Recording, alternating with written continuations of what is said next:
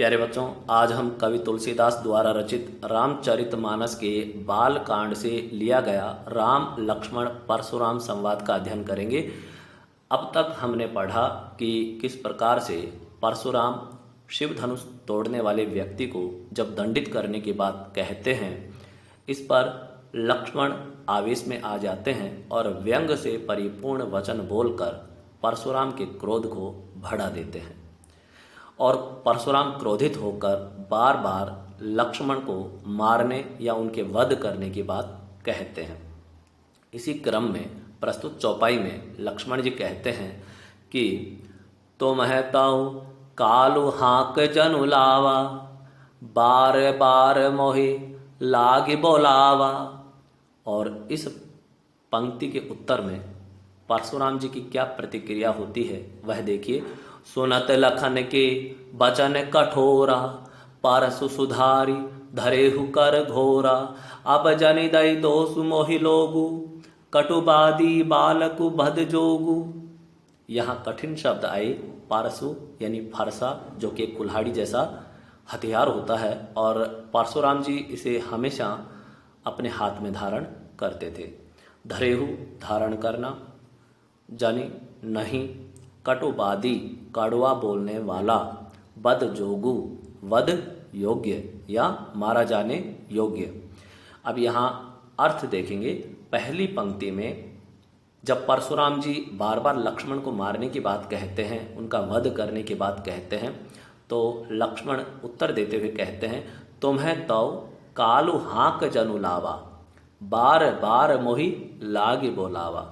लक्ष्मण जी कहते हैं कि आप तो बार बार काल को हाँक कर मानो मेरे लिए ही बुला रहे हैं, तो तुम्हें तो कालु हाँक जनु लावा, यानी आप तो बार बार काल को, काल यानी यमराज, मृत्यु का देवता, यानी मृत्यु को ही आप बार बार मेरे लिए हाँक लगाकर बुला रहे हैं। तो मोहि लागी यानी मेरे लिए बुलावा बुला रहे हैं। तो लक्ष्मण जी ने परशुराम जी से कहा कि ऐसा लगता है कि आप तो बार बार काल को हाँक लगा लगा कर बार बार मेरे लिए ही बुला रहे हैं। सुनत लखन के वचन कठोरा, लक्ष्मण के कठोर वचन को सुनकर परशुराम जी क्या करते हैं, परसु सुधारी धरेहु कर घोरा। सुधारी यानी संभाला, और धरेहु धारण करना, कर यानी हाथ, घोरा यानी भयंकर या भयानक। तो कहते हैं कि लक्ष्मण के कठोर वचन सुनकर परशुराम जी ने अपने फरसे को संभाला, अपने हाथ में उसको ठीक से संभाला और उस भयंकर फरसे को अपने हाथों में धारण किया, अपने हाथ में उन्होंने धारण किया। अब जनि दई दोषु मोहि लोगु। परशुराम जी बोले वहां उपस्थित लोगों से कि अब जनि दई दोषु मोहि लोगु, यानी यहां उपस्थित लोग अब मुझे दोष मत देना। क्यों? क्योंकि कटुबादी बालकु, यह बालक कड़वा बोलने वाला है, कटु वचन बोलने वाला है, बध जोगु, इसलिए वध करने योग्य है, यह बालक मारा जाने योग्य है, इसलिए अब मुझे कोई भी दोष मत देना। भावार्थ पुनः देखेंगे। लक्ष्मण परशुराम से कहते हैं कि आप तो मानो काल को हाँक लगाकर बार बार उसे मेरे लिए बुला रहे हैं। लक्ष्मण के कठोर वचन सुनते ही परशुराम जी ने अपने भयानक फरसे को संभालकर हाथ में ले लिया और बोले, लोग अब मुझे दोष ना दें, यह कड़वा बोलने वाला बालक मारे जाने योग्य ही है। तो इस प्रकार से परशुराम जी क्रोधित हो गए और क्रोधित होकर ये बातें बोलते हैं। आगे परशुराम जी क्या कहते हैं, बाल बिलो की बहुत मैं बाचा, अब ये हुमर निहार भाषाचा। कौशिक कहा क्षमीय अपराधु। दूसरी पंक्ति में विश्वामित्र जी कह रहे हैं, कौशिक कहा क्षमीय अपराधु, बाल दोष गुण गणहि न साधु। तीसरी पंक्ति में फिर परशुराम जी कह रहे हैं, खर कुठार मैं अकरुण को ही, आगे अपराधी गुरुद्रोही। तो यहाँ कठिन शब्द आए। बाल यानी बालक, बाँचा छोड़ना, बचाना या नज़रअंदाज करना, येहू यह या इसे। कौशिक विश्वामित्र, अकरुण दया रहित, जिसमें दया ना हो। क्षम्य क्षमा करना, माफ करना। कोही क्रोधी, गुरुद्रोही गुरु का अपराधी। ध्यान रहे परशुराम शिव को अपना गुरु मानते थे, शिव उनके गुरु थे, इसलिए यहाँ पर शिव धनुष तोड़ने वाले व्यक्ति को वे गुरु का अपराधी मान रहे हैं। और इसी क्रम में अब हम इन पंक्तियों का अर्थ देखते हैं। बाल बिलो की बहुत मैं बाँचा। परशुराम जी कहते हैं बाल बिलो की, अर्थात अब तक मैं इसे बालक समझकर या बालक देखकर बहुत मैं बाँचा, इसे बहुत बचाया। अब तक मैं इसे बालक समझकर बहुत छोड़ता रहा, मैंने इसे नहीं मारा। अब येहू मरनिहार भासाचा, लेकिन अब यह सच में मरने ही वाला है, यानी इसकी मृत्यु अब निकट है। कौशिक कहा क्षमे अपराधु। इस बात पर जब विश्वामित्र जी ने देखा कि परशुराम का क्रोध बहुत ज़्यादा बढ़ गया, तो विश्वामित्र जी ने कहा, कौशिक कहा यानी विश्वामित्र जी ने कहा कि क्षमी अपराधु, कि हे मुनि बालक के अपराध को क्षमा कीजिए। बाल दोष गुण गणहि न साधु। उन्होंने कहा कि साधु और सज्जन लोग बालक के दोष और गुण की गणना नहीं करते। साधु और सज्जन लोगों के लिए बालक के दोष और गुण सामान्य होते हैं, वे उन पर विशेष ध्यान नहीं देते। इसलिए आप भी इसे बालक समझकर इसका अपराध क्षमा कीजिए और इसके दोषों को मत गिनिए। आगे देखिए परशुराम जी कहते हैं इस बात के जवाब में, खर कुठार मैं अकरुण को ही, आगे अपराधी गुरुद्रोही।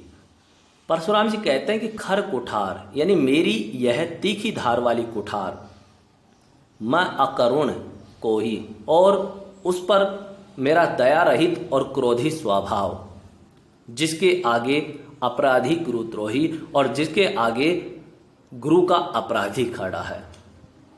यानी मेरी तीखी धार की कुठार, मेरा दया रहित और क्रोधी स्वभाव, और उस पर मेरे सामने यह गुरु अपराधी है जिसे मैं दंडित किए बिना कैसे छोड़ दूं। तो इस प्रकार से भावार्थ पुनः देखेंगे। परशुराम जी कहते हैं कि अब तक तो इसे बालक समझकर मैं छोड़ रहा था, लेकिन लगता है कि अब यह सचमुच मरने को ही आ गया है। विश्वामित्र जी ने कहा अपराध क्षमा कीजिए, बालकों के दोष और गुण को साधु लोग नहीं गिनते। परशुराम जी बोले मेरी यह तीखी धार की कुठार और मेरा दया रहित और क्रोधी स्वभाव, उस पर मेरे सामने यह गुरु अपराधी है। आगे देखिए आगे की पंक्ति में परशुराम जी कहते हैं, उत्तर देत छोड़ो बिनु मारे, केवल कौशिक सील तुम्हारे, न त ये ही काटी कुठार कठोरे, गुरहि उऋण होते हु श्रम थोरे। और नीचे की दो पंक्तियों में जो कि दोहा छंद में लिखी गई हैं, उसमें विश्वामित्र जी मन ही मन हंसते हुए क्या सोच रहे हैं उसका वर्णन किया है। गाधि सुनु कह हृदय हसी, मुने ही हरियर सूज, आय मय खांड न ऊख मय, अजहु न बूझ अबूझ। कठिन शब्द देखेंगे। गाधि सुनु विश्वामित्र, आय मय खांड लोहे से बनी तलवार, उऋण उऋण यानी ऋण से मुक्त होना, ऊख मय गन्ने से बना हुआ। अब अर्थ देखेंगे। उत्तर देत छोड़ो बिनु मारे, केवल कौशिक सील तुम्हारे। परशुराम जी विश्वामित्र से कहते हैं कि उत्तर देत छोड़ो बिन मारे, कि केवल उत्तर देकर इसे बिना मारे मैंने जो छोड़ दिया है, केवल कौशिक शील तुम्हारे, कि हे विश्वामित्र केवल तुम्हारे शील स्वभाव के कारण ही छोड़ा है, कि आप जैसे महान ऋषि के साथ ये आए हैं, इसलिए मैंने इसे केवल उत्तर देकर बिना मारे छोड़ दिया। न त यही काटी कुठार कठोरे, नहीं तो इस कुठार से काटकर, इस कठोर कुठार से काटकर, गुरहि उऋण होते ही श्रम थोरे, थोड़े से श्रम से ही मैं अपने गुरु के ऋण से उऋण हो जाता है। तो पूरी पंक्ति को पुनः देखेंगे। न त यही काटी कुठार कठोरे, यानी परशुराम जी कह रहे हैं कि कि नहीं तो मैं अपनी इस कठोर कुठार से काट कर गुरही उऋण होते हूँ श्रम थोड़े, थोड़ा सा श्रम मुझे करना पड़ता कि मैं अपनी कठोर कुठार से इसको काटता और मैं गुरु के ऋण से मुक्त हो जाता। लेकिन मैंने नहीं किया ऐसा। क्यों? क्योंकि मैं आप जैसे महान ऋषि के शील स्वभाव के बारे में देखकर केवल उत्तर देकर अब तक मैंने इसे छोड़ दिया। आगे अब ये बात जब परशुराम जी कहते हैं तो विश्वामित्र मन ही मन क्या सोचते हैं, गाधी सुनो कह हृदय हंसी। यानी विश्वामित्र जी अपने हृदय में ही हंसते हुए सोचते हैं, मन ही मन कहते हैं कि मुनि ही हरिहर सूझ, कि लगता है परशुराम मुनि को चारों तरफ हरा ही हरा दिखाई दे रहा है। अर्थात वहां उपस्थित सभी राजा राजकुमारों के समान ही उनको राम और लक्ष्मण भी दिखाई दे रहे हैं। राम लक्ष्मण को सामान्य राजकुमार समझ रहे हैं। आय मय खांड ना ऊख मय, कह रहे हैं कि राम और लक्ष्मण फौलाद से बनी हुई तलवारें हैं, न कि ऊखमय यानी गन्ने से बनी हुई खांड। अब यहाँ आयमय खांड और ऊखमय खांड, खांड का अर्थ तलवार भी होता है, खांड का अर्थ चीनी भी होता है। यानी जो चीनी का बारीक रूप है, पतला रूप है, उसको हम खांड कहते हैं और खांड तलवार का भी अर्थ रखता है। तो यहाँ आयमय खांड अर्थात यहाँ लोहे की तलवार बताने का अर्थ है कि विश्वामित्र जी कह रहे हैं कि वे लोहे की यानी फौलाद की बनी तलवार के समान वीर और पराक्रमी राजकुमार हैं। उनको साधारण राजकुमार ना समझा जाए, ना ऊखमय। वे गन्ने से बनी हुई खांड यानी चीनी के जैसे कोमल नहीं है कि अपने मुख में डालो और वह गल जाएगी। न अजहु न बूझ अबूझ। विश्वामित्र जी सोचते हैं कि मुनि परशुराम जी अभी तक इस बात को नहीं समझ पाए कि राम और लक्ष्मण फौलाद से बनी हुई तलवारें हैं, वे गन्ने से बनी हुई खांड यानी चीनी नहीं हैं कि जिसे मुख में डाला और वह गल जाएगी। तो यहाँ विश्वामित्र जी सोच रहे हैं कि परशुराम जी अभी राम और लक्ष्मण को पहचान नहीं पाए हैं। भावार्थ पुनः देखेंगे। परशुराम विश्वामित्र से कहते हैं कि हे विश्वामित्र, केवल तुम्हारे शील स्वभाव के कारण मैं इसे बिना मारे केवल उत्तर देकर छोड़ रहा हूँ, नहीं तो इसे इस कठोर कुठार से काटकर मैं थोड़े ही परिश्रम से गुरु ऋण से उऋण हो जाता। विश्वामित्र जी ने मन ही मन हंसकर कहा, परशुराम जी को हरा ही हरा सूझ रहा है। अर्थात सर्वत्र विजयी होने के कारण ये राम लक्ष्मण को भी साधारण क्षत्रिय ही समझ रहे हैं, किंतु यह फौलाद की बनी हुई खांड यानी तलवार हैं, गन्ने की खांड नहीं है जो मुख में लेते ही गल जाए। खेद है मुनि अब भी बेसमझ बने हुए हैं, यानी वो ये नहीं समझ पाए कि राम और लक्ष्मण कौन है। आगे देखिए क्या कहा गया है, ये चौपाई छंद चल रहा है। कहे हु लखन मुनिशील तुम्हारा, को नहीं जान विदित संसारा। माता पिता ही उऋण भय नीके, गुर ऋणु रहा सोच बड़ जी के। सो जनु हमरे ही माथे काढ़ा, दिन चली गए ब्याज बड़ बाढ़ा। अब आनिय व्यवहार यह बोली, तुरत देऊ मैं थैली खोली। तो यहाँ लक्ष्मण जी परशुराम जी से कह रहे हैं व्यंग करते हुए, उसी का वर्णन यहाँ पर किया है। पहले हम कठिन शब्द देखते हैं। भय हो गए, तुरत तुरंत, नीके अच्छी प्रकार से। तो लक्ष्मण जी कहते हैं कहेहु लखन मुनिशील तुम्हारा, को नहीं जान विदित संसारा।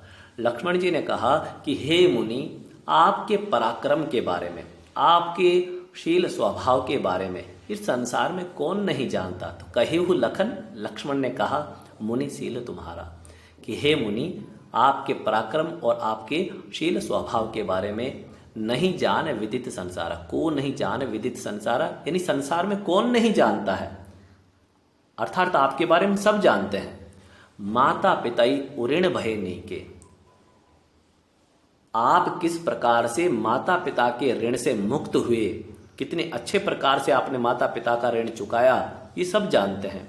गुर ऋणु रहा सोचु बड़ जी के। अब गुरु ऋण बचा, जिसके बारे में आप मन में बहुत सोचते रहते हैं, यानी गुरु ऋण को चुकाने की चिंता आपको लगी रहती है, यही लगता है।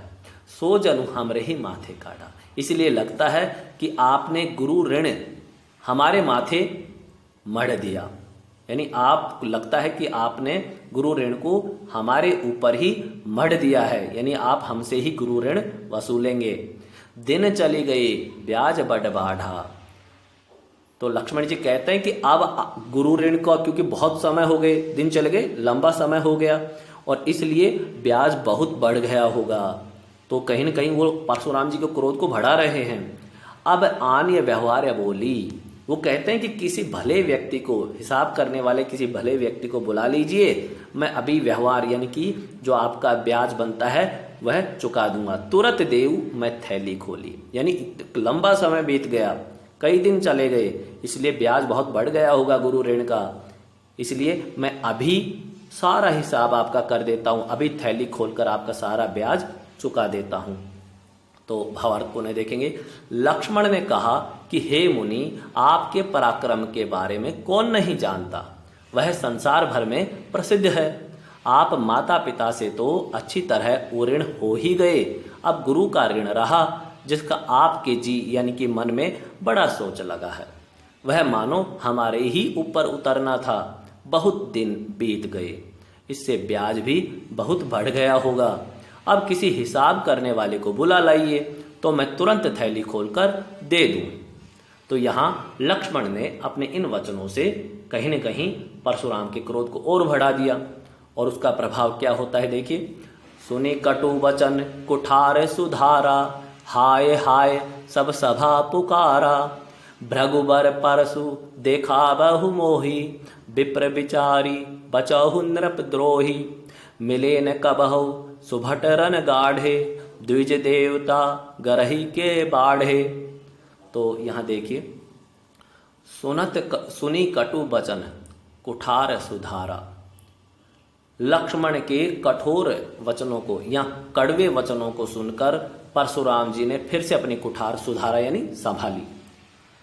सुनी कटु वचन, लक्ष्मण के कटु वचन को सुनकर परशुराम जी ने कुठार सुधारा, अपनी कुठार को फिर से संभाला। और वहां उपस्थित जितने भी लोग थे परशुराम के इस क्रोध को देखकर हाय हाय करके पुकारने लगे, यानी उनको लगा कि अब कुछ अनर्थ होने वाला है, इसलिए पूरी सभा हाय हाय कर पुकार उठी।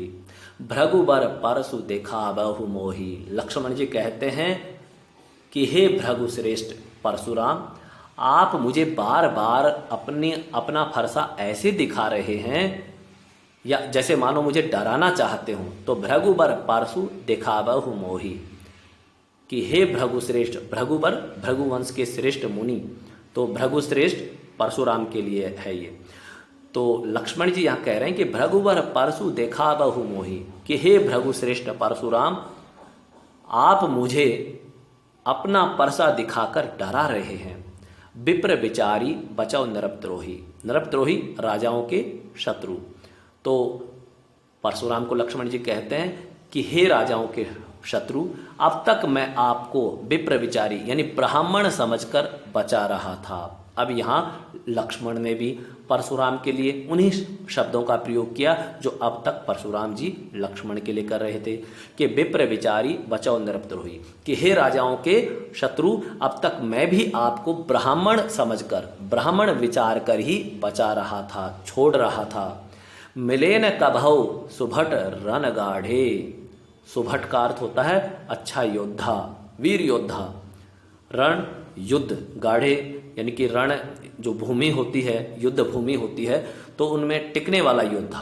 तो मिले न कबहु सुभट रन गाढ़े। लक्ष्मण जी परशुराम से कहते हैं कि हे मुनि, लगता है अभी तक आपको रणभूमि में टिकने वाला कोई अच्छा योद्धा नहीं मिला, कोई रणधीर, कोई अच्छा वीर महायोद्धा अभी तक आपको मिला ही नहीं है।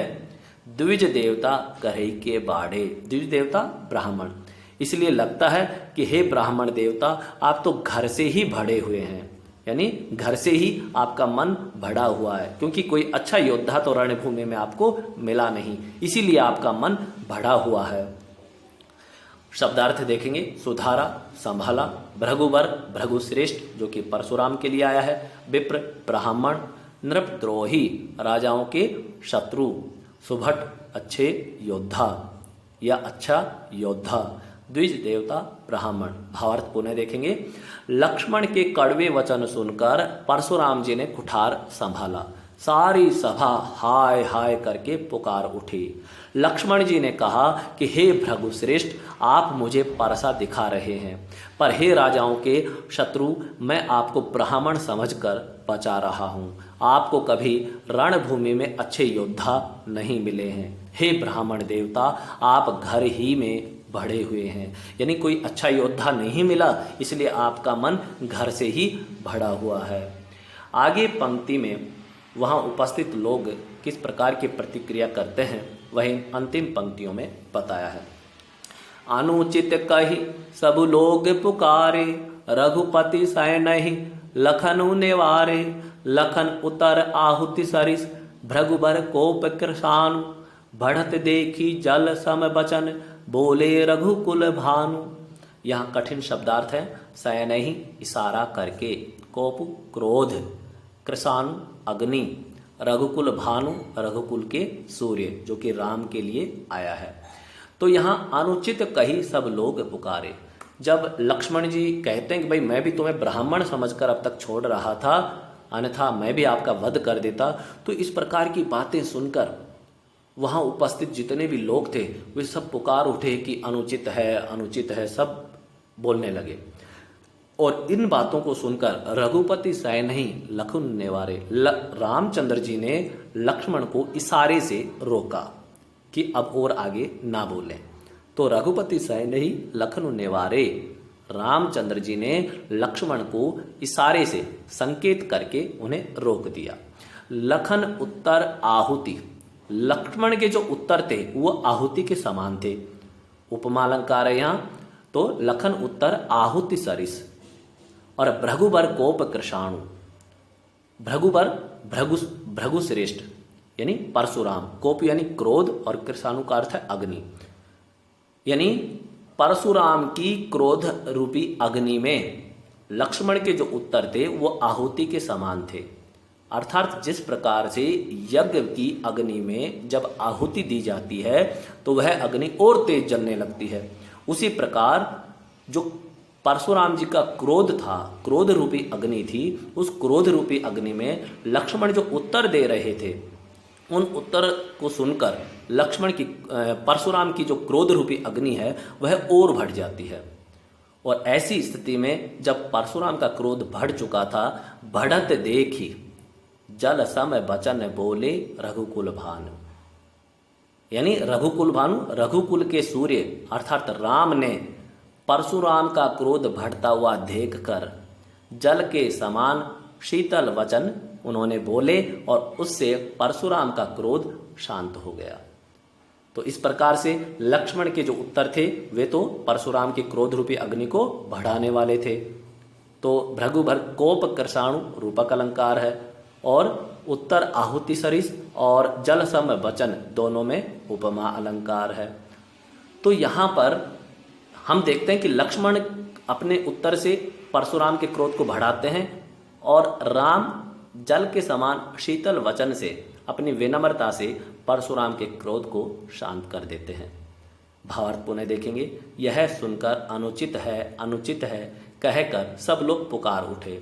तब रघुपति ने इशारे से लक्ष्मण को रोक दिया। लक्ष्मण के उत्तर से जो आहुति के समान थे परशुराम की क्रोध रूपी अग्नि को बढ़ा दिया। परशुराम की क्रोधाग्नि को बढ़ते देखकर रघुकुल के सूर्य श्री रामचंद्र जी ने जल के समान शीतल वचन बोलकर क्रोधाग्नि को शांत कर दिया। तो इस प्रकार से यह पाठ राम के विनम्रतापूर्ण वचनों को सुनकर परशुराम के क्रोध के शांत होने के साथ यहाँ समाप्त होता है। धन्यवाद।